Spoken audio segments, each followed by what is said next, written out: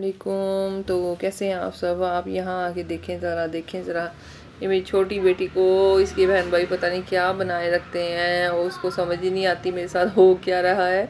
कभी इसको कुछ बना देते हैं। खैर आज मैंने सोचा थोड़ी थोड़ी करके ना, मेरी बेटी अभी छोटी वाली 2 माह की है, तो आपको पता है इतना छोटा बच्चा कभी भी रोने लग जाता है। आज तो सारा दिन वो रोती रही है कि मुझसे इफ्तारी बनाना भी मुश्किल हो गई। खैर सुबह मैंने सोचा था कि हर रोज़ थोड़ा थोड़ा ईद की सफाइयाँ किया करूँगी, तो आज रूम कर लेती हूँ।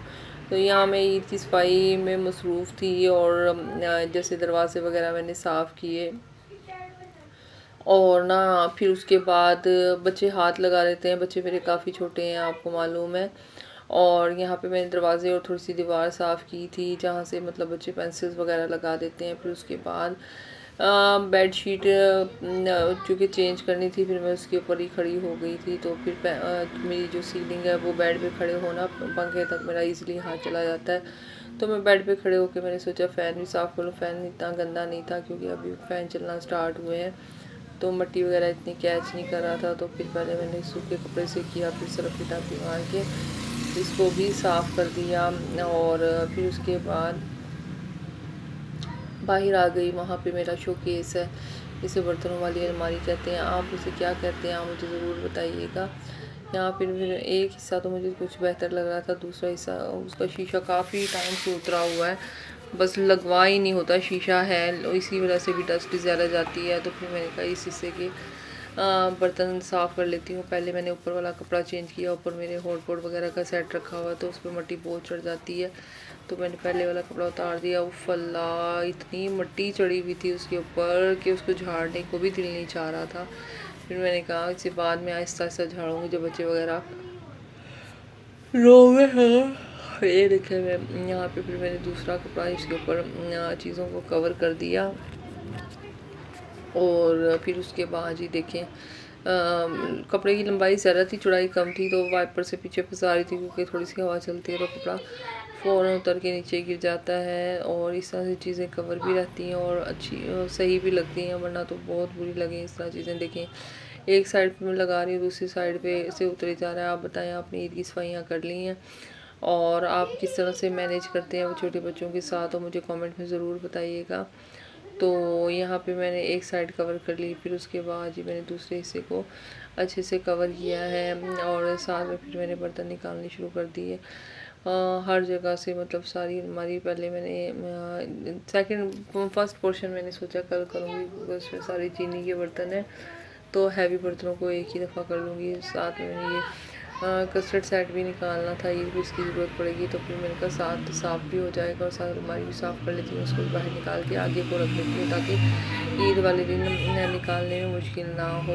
बाकी ईद वाले दिन के आप लोगों की क्या प्लान है मुझे कमेंट में ज़रूर बताइएगा कि आप कैसे दावत का आप फर्स्ट डे कहीं जाते हैं या आप इनवाइट करते हैं, तो वो भी कमेंट में ज़रूर शेयर कीजिएगा। यहाँ पर मैंने बर्तनों को जिनकी ज़रूरत नहीं थी उनको साफ़ करके रखा और कस्टर्ड सेट की मुझे ज़रूरत थी उनको मुझे धोना ज़रूरी समझा, उसको मैंने धोना था। और फिर उसके बाद जी मैंने किचन में रख दिया और बाकी बर्तनों को साफ़ करके मैं रख दी गई। इतना खिलारा निकला कि बस ये नहीं समझ नहीं आता, कुछ फेंका, कुछ को मैंने सोचा कि रख लूँ, कुछ जो बहुत ज़रूरी चीज़ें थी वो मैंने रख ली, बाकी तकरीबन ज़्यादातर तो फेंक दी। 2-3 शॉपर भर गए थे। अच्छा यहाँ पे मेरा ये ना शोकेस का ये साइड वाला शीशा राइट साइड वाला आप देख रहे होंगे, ये छोटा वाला निकला हुआ है जिसकी वजह से ना ये सारी डस्ट इसमें बहुत ज़्यादा जाती है। बाकी मैं छत पर रहती हूँ तो छत पर भी यानी पूरा जो सहन है वो कवर नहीं है, तो वहाँ से भी मिट्टी आती रहती है, तो इसलिए बहुत जल्दी गंदे हो जाते हैं। बाकी छोटे बच्चों के साथ जल्दी जल्दी साफ़ करना बहुत मुश्किल हो जाता है, लेकिन फिर भी कोशिश करती हूँ कि कुछ ना कुछ जितना मुझसे हो जाए वो मैं कर लूँ। और बच्चे मेरे सारे ही छोटे हैं, छोटी तो बहुत ज़्यादा छोटी है और आज वाकई उसने बहुत ज़्यादा तंग किया, सारा दिन रोती ही रही है, पता नहीं क्या बजाती क्या नहीं। खैर फिर मैंने गैस भी आजकल लोड शेडिंग बहुत होने लगी है, वरना रमज़ान की वजह से गैस में लोड शेडिंग नहीं हो रही थी, लेकिन 3-4 दिन से मैं नोट कर रही हूँ जब से मुल्क के हालात ठीक नहीं है तो लोड शेडिंग ज़्यादा हो रही है। और सिर्फ ज़रूरत इफ्तार से थोड़ी देर पहले ही फिर गैस आती है। यहाँ मुझे बीटर की ज़रूरत थी, या तो बीटर को भी निकाल के मैंने एक साइड पे रखा के बाद में अंदर अंदर से चीज़ें निकालनी मुश्किल हो जाती हैं। ये मैंने न्यू सेट लिए थे कटोरियों के और ट्रे के, ये भी मैं आपको दिखाऊंगी। तो ये भी मैंने आगे को रखेगी, इनकी भी ज़रूरत पड़ेगी। और बर्तन तो मेरा लेने को बहुत ज़्यादा दिल चाहता है, लेकिन मेरे पास स्पेस नहीं है। अल्लाह ताला मुझे नया घर दे दे तो मैं अपनी ये ख्वाहिश पूरी करूँ, क्योंकि शादी के बाद ना लड़कियों की जब प्रायोरिटी अपने घर को सजाना संवारना रह जाती है, नए नए बर्तन ख़रीदना।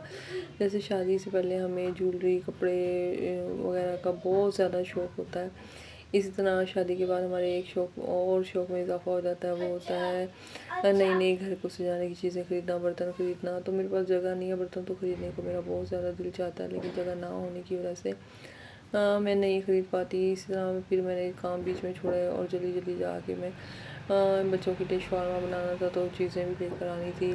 तो मैं बीच में छोड़ के, क्योंकि कल मैं गई थी तो चिकन शॉप पे थाई चिकन ख़त्म हो गया था, तो उन्होंने कहा था कि आप जल्दी आइएगा, लेकिन आज भी मैं गई तो आज भी अनफॉर्चुनेटली वहाँ पर चिकन ख़त्म हो गया था। और वो कहते आज भी आप लेट आई हैं। मैं चूँकि उसी शॉप